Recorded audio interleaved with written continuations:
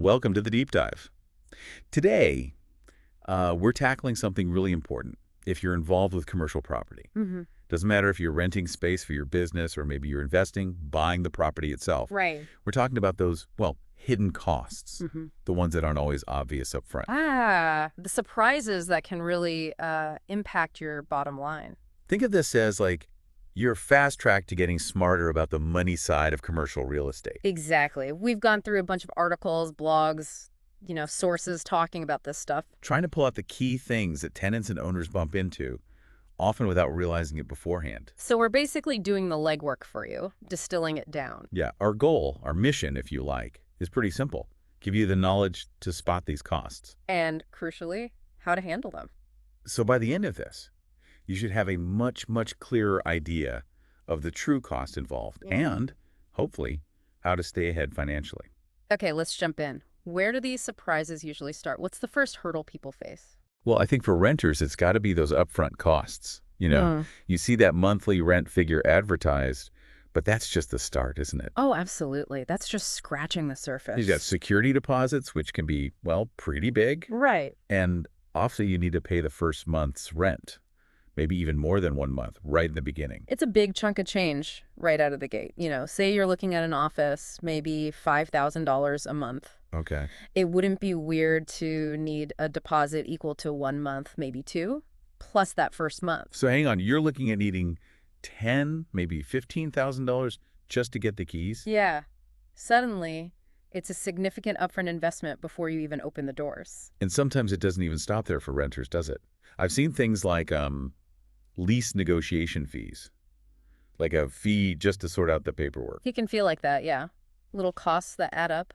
Now, what's interesting is how different it looks on the owner's side initially. Totally different ballpark, isn't it?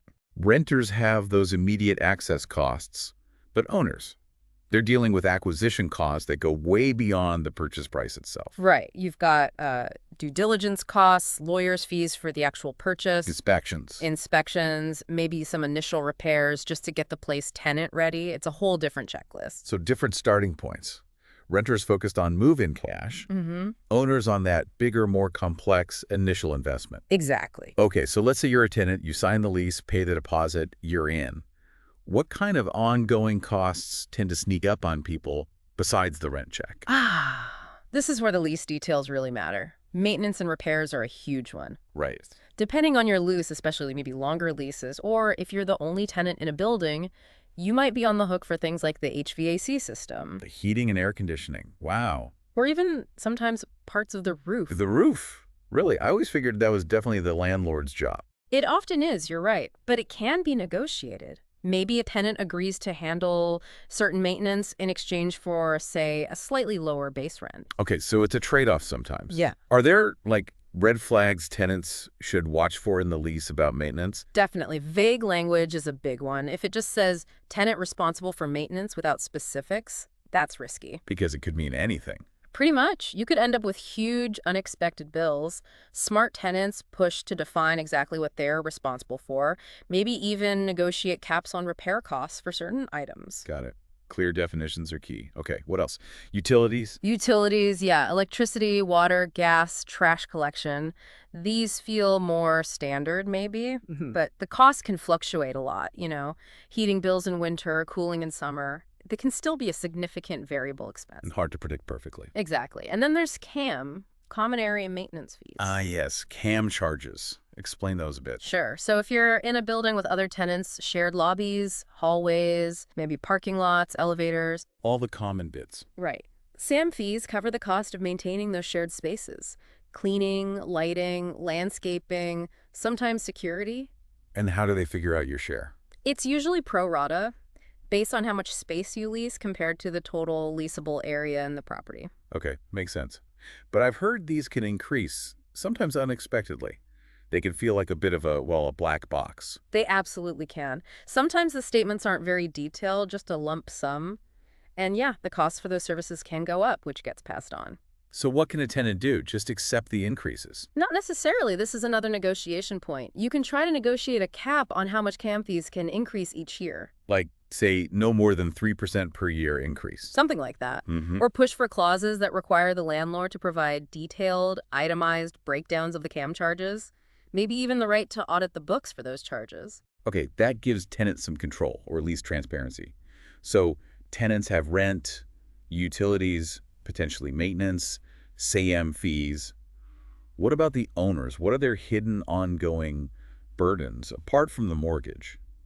Well, first off, all that maintenance we talked about potentially being a tenant responsibility, if it's not in the lease that way, it lands squarely on the owner. Right, it's their building. And the potential cost of that ongoing upkeep can be seriously underestimated. It's not just fixing big things when they break. It's the small stuff, too. Oh, yeah. Ignoring a small leak, faulty wiring, even just poor lighting. These can eventually lead to much bigger, more expensive problems. Think water damage, fire hazards, or even just making the property unappealing to tenants. So being proactive about maintenance is critical for owners, not just reactive. Absolutely critical. It prevents bigger financial hits and keeps the property functioning well. What else weighs on owners? Property management fees are a big one for many owners. If they hire someone to manage the place. Exactly, especially if they own multiple properties or they don't live nearby, or they just don't want the hassle of dealing with tenants and repairs directly. Makes sense. Hiring a property manager handles the day-to-day collecting rent, coordinating maintenance, tenant communication, but that service, obviously, comes at a cost, usually a percentage of the rent collected. So owners need to budget not just for the repairs themselves, but potentially for someone else to manage those repairs and the whole operation. Correct. It's an operating expense to factor in. Okay, let's shift gears slightly. Making the space fit your needs. Whether you rent or own, that often involves costs, right? Customizing the place. Definitely. For renters, if the space isn't quite right for their business, maybe they need more offices or a different layout or special plumbing or wiring. They have to renovate. Often, yes. And those renovation costs can be significant. Usually the tenant pays for those up front. Plus just the cost of actually moving in. Don't forget that. Hiring movers, setting up phone lines, internet, maybe new signage, it all adds up. And for owners, if they're building from scratch or doing a major overhaul to attract a specific type of tenant.